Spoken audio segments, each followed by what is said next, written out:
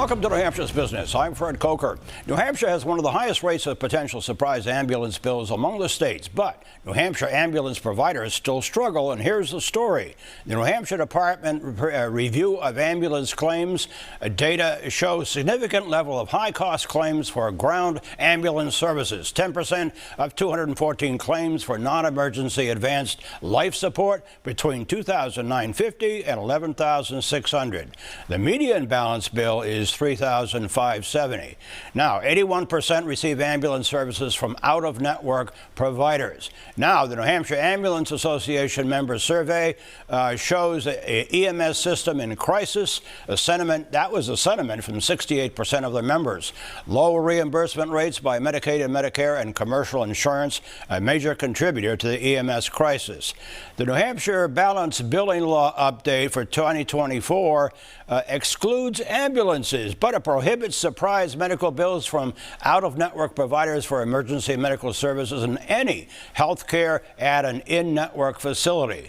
Now, the cost of providing ground ambulance services in New Hampshire, legislature and governor want statewide cost study by an independent actuarial and accounting expert. So, with me to walk through this is New Hampshire's Insurance Commissioner, D.J. Betancourt.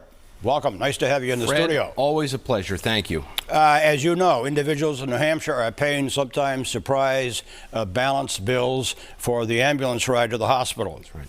On the other hand, the ambulance providers are facing reimbursement rates from insurance companies that aren't covering their costs. Why has this situation existed so long in New Hampshire without a solution? Well, it's a complicated issue, Fred. To your point, this has been ongoing and unresolved for almost 20 years now.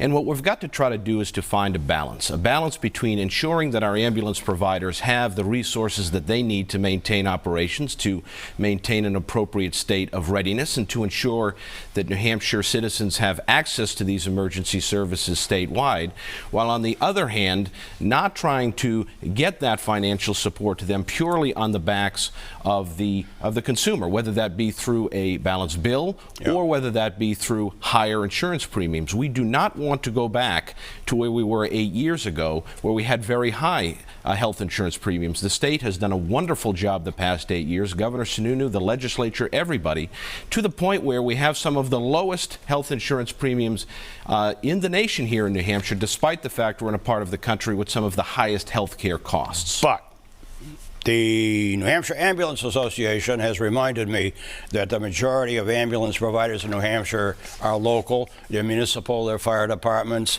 they're volunteer groups. Of course, they're also the commercial and the hospital ambulances. So there's a variety of ambulance services, and some of them are impacted more than others. Municipalities have a backup, don't they? They do. So it adds another layer of complexity to this issue in the sense that the ambulance providers are not all in the same boat. To your point, the municipal providers, they're still struggling financially too. They're still seeing their budget stretched.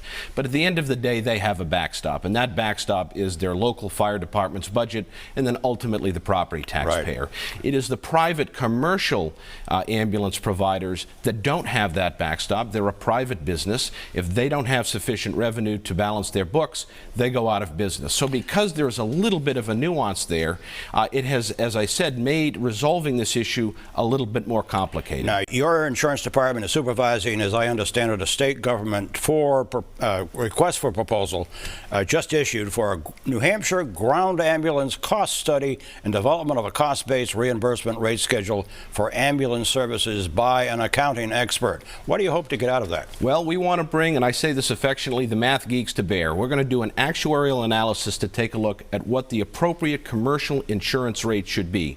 Now, bear in mind, those insurance commercial rates only comprise 20% of the rides of these ambulance providers.